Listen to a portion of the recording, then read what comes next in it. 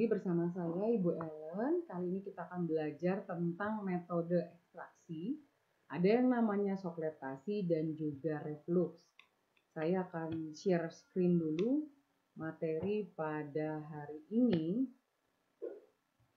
Ya.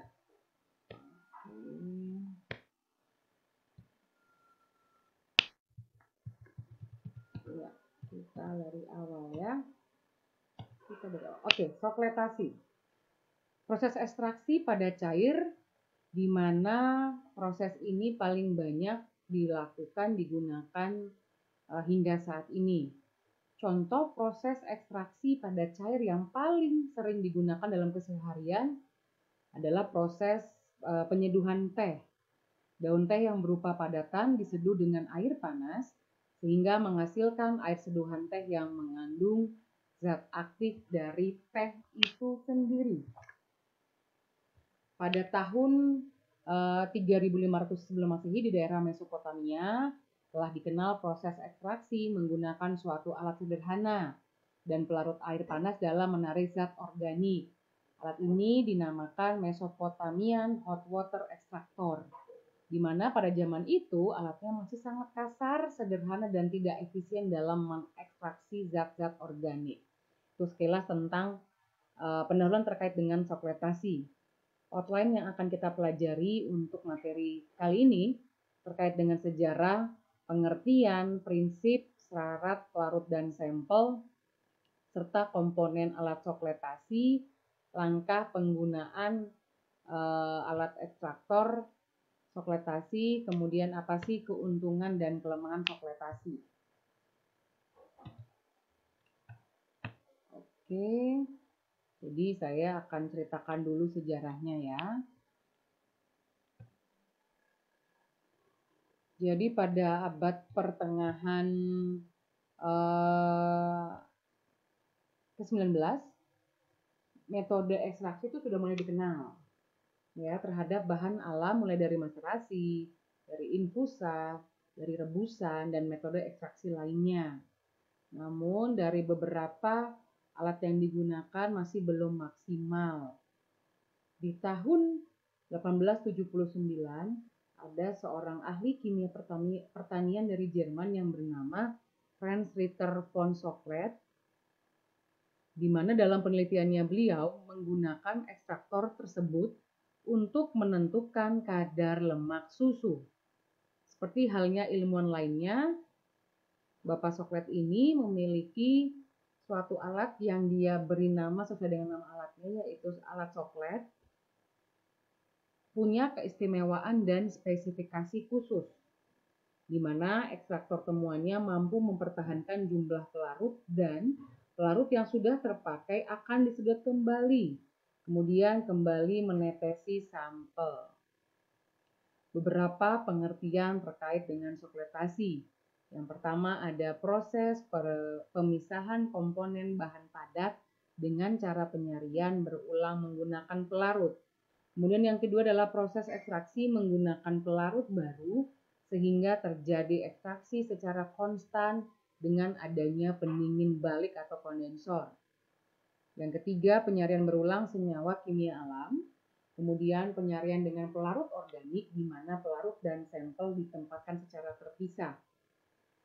Prinsip dari proses sokletasi yang pertama, proses ini dilakukan secara berulang.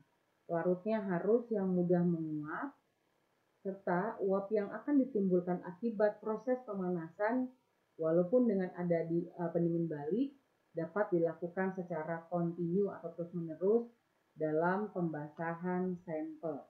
Ini prinsip dari sokletasi. Secara teraturnya sih pelarut tersebut akan masuk kembali ke dalam labu soklet. Nanti dia akan membawa senyawa kimia yang akan diisolasi. Ya, nanti hasil tetesan dari uap tersebut lama-lama akan merendam sampel. Untuk persyaratan pelarut dan sampel yang akan digunakan proses sokletasi. Pelarut sendiri harus memiliki fungsi melarutkan senyawa yang akan diekstraksi. Dengan syarat-syaratnya, pertama, tadi ya, mudah menguap. Contohnya ada N-heksan, ether, petroleum ether, metil klorida, dan juga alkohol. Jadi pelarutnya harus rendah, serta sifat pelarutnya sesuai dengan senyawa yang akan diisolasi. Kalau sifatnya polar, berarti senyawa yang akan diisolasi juga polar dan lain sebaik dan sama juga ya untuk yang non polar larutnya sampelnya juga non polar. Jadi harus sama antara sifat pembawanya dengan sampel yang akan diisolasi. Syarat sampel sendiri, yang pertama adalah pori-pori sampel yang digunakan harus besar. Contoh saja misalkan daun teh. Kemudian pelarut sampelnya, dinding sampel mudah ditembus oleh pelarut. Ya, kalau susah nanti bakalan susah untuk terisolasi zat aktif yang terdapat di dalam sampel. Ini gambar komponen alat sokletasi. Kurang lebih ada 11 bagian. Ada pengaduk atau stirrer yang ada di dalam dasar labu soklet. Ada juga labu alas bulat, tempat wadah diletakkannya sampel tersebut. Ada juga pipa F sebagai tempat jalan uap bagi pelarut. Kemudian ada juga selongsong atau timble. Ada juga filter atau padatan. Kalau tadi selongsong atau timble itu adalah wadah untuk sampel yang ingin diambil zatnya. Jadi ditaruh dulu di dalam nomor 4. Kemudian ada sifon atas, ada sifon bawah sebagai penghitung siklus sokletasi. Apabila sifon tersebut penuh, maka larutan akan jatuh ke dalam labu alas bulat. Ini yang dinamakan satu siklus. Terus ada adaptor, ada juga kondensor sebagai pendingin balik tadi ya, nomor 9. Nomor 10 kita akan aliri dengan aliran masuk, dan nomor 11 akan keluar air yang akan mendinginkan kondensor tersebut. Ini komponen dari alat sokletasi. Langkah penggunaan ekstraktor itu seperti apa sih Bu? Yang pertama, nanti sampel yang telah dihaluskan ditimbang kemudian dibungkus dengan kertas saring. Itu bisa saudara catat ya kalau yang belum terdapat di slide saya. Kenapa harus dibungkus Bu? Supaya material padatan tidak ikut larut bersama dengan pelarut. Nanti akan ditempatkan di dalam timble atau selongsong tempat sampel nomor 4. Kemudian masukkan pelarut ke dalam labu alas bulat. Biasanya itu volume pelarut 2 kali sirkulasi. Dan tambahkan beberapa butir batu didih. Nanti letaknya di bawah labu soklet ya. Kenapa sih Bu perlu ditambahkan batu didih? Untuk agar panasnya tersebut merata. Jadi nanti proses ekstraksinya berjalan dengan baik. Kemudian soklet dirangkai seperti pada gambar di slide. Dan pastikan air yang digunakan untuk pendingin itu dapat berjalan pada saat proses sokletasi berlangsung. Jadi akan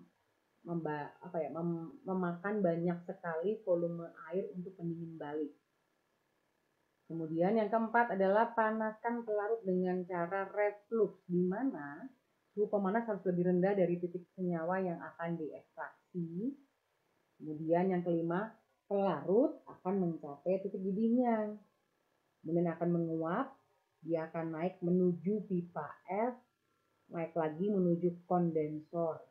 Nanti air yang mengalir melewati bagian luar kondensor akan mengembunkan uap pelarut sehingga kembali ke fase cair.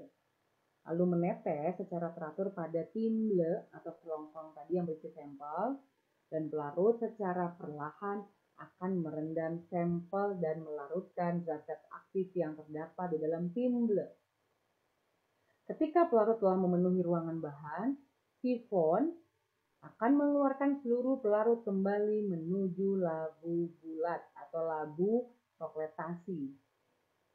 Perhitungan satu siklus soklet dikatakan berakhir ketika sifon tadi mengeluarkan seluruh isinya menuju labu bulat. Siklus tersebut dilakukan secara berulang-ulang kepada sampel agar senyawa yang diinginkan dapat terekstraksi sempurna. Setelah prosesnya selesai, pelarut dapat pelarut dan zat aktif dapat dipisahkan dengan proses penyulingan. Jadi cukup panjang ya, panjang sekali. Jadi nanti habis itu akan dilakukan proses destilasi. Jadi 2 kali tahap. Ini nggak akan bisa dilakukan dalam waktu 1 hari. Bisa, tapi memakan waktu yang cukup panjang. Kelebihan menggunakan sokletasi. Sampel yang digunakan harus lunak. Kalau bisa tidak tidak tahan panas. Ya, kurang lebih tidak tahan panas terhadap pemanasan langsung.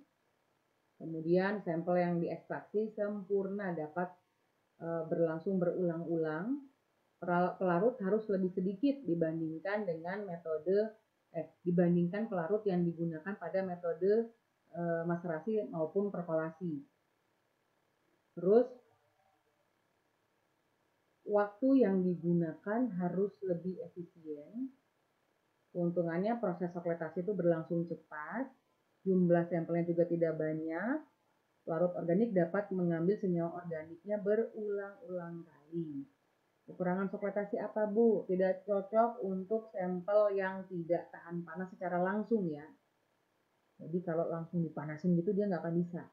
Itu amat sangat susah, kenapa nanti akan merusak zat yang akan kita ekstraksi. Kemudian yang kedua adalah terbatas untuk ekstraksi dengan pelarut murni. Kemudian yang ketiga, pelarutnya memiliki titik rendah saja. Harus yang mudah menguap. Jadi kalau pelarut titik didih yang tinggi nggak bisa digunakan. Ya, seperti itu. Ini beberapa kelebihan dan kekurangan alat sokletasi. Oke, ada yang menanyakan? Kalau nanti ada yang menanyakan, bisa kita akan tanyakan, saudara bisa tanyakan di dalam Google Classroom. Nanti kita akan buka setelah materi ini. Kemudian ada yang namanya reflux, ya, metode reflux. Bedanya apa, Bu, dengan sokletasi? Nanti kita akan bahas ya, supaya kalian bisa dapat memahami perbedaan reflux dan juga sokletasi. Outline-nya kita akan mempelajari terkait dengan pengertiannya, kemudian prinsipnya seperti apa, ada juga cara kerja ekstraktor reflux, serta keuntungan dan kelemahan reflux itu bagaimana, Bu? Ya, lebih baik pakai yang mana nih kalau untuk proses ekstraksi? Nanti akan dibahas di slide selanjutnya. Pengertian reflux, ada beberapa pengertian dari beberapa tokoh. Yang pertama, ini adalah proses ekstraksi memanfaatkan kondensasi uap. Ekstraksi ini dengan pelarut yang memiliki temperatur titik didih dalam waktu tertentu.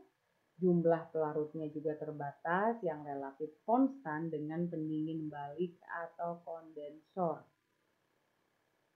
Kemudian proses ekstraksinya otomatis secara berulang dan pada residu pertama sampai 3-5 kali hingga sempurna.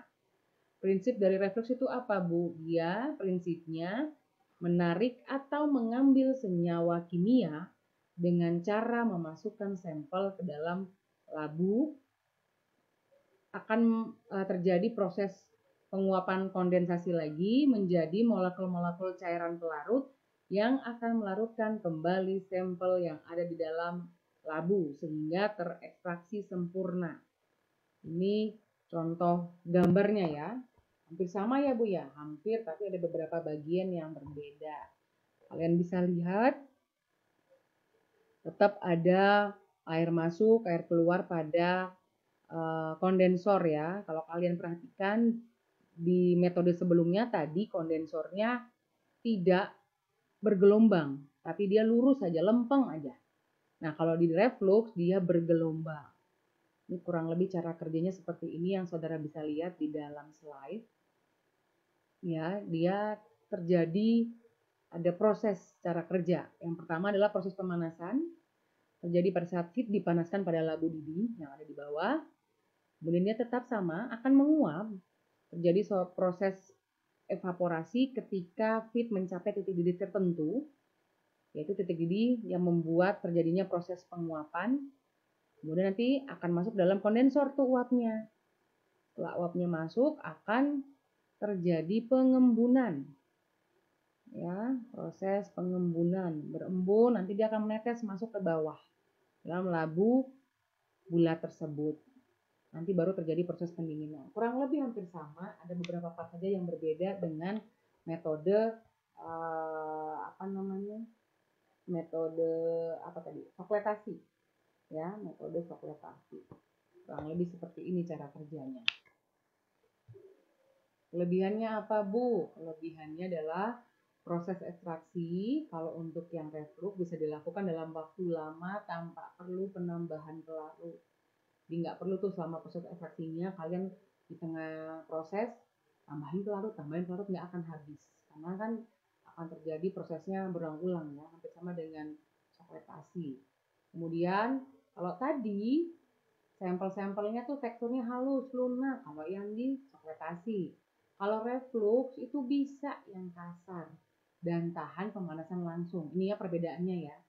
Jadi nanti kalian lihat nih, untuk pemberian sampel A misalkan, oh dia lunak, kemudian dia nggak bisa terlalu tahan panas secara langsung. Oh berarti metode apa yang saya gunakan ketika nanti kalian dalam dunia pekerjaan, mungkin kalian bekerja di salah satu industri farmasi, oh saya menggunakan sokletasi untuk yang sampel-sampel lunak.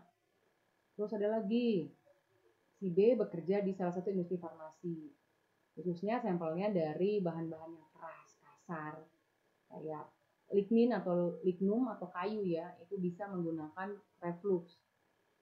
Kekurangannya untuk metode ekstraksi ini adalah metodenya tidak sederhana. Jadi kalau sederhana mah masih cukup gitu loh, masih cukup, perkolasi cukup. Tapi karena ini merupakan banyak part dari alat yang digunakan, kalian juga harus memperhatikan pada saat dia menguap bagaimana.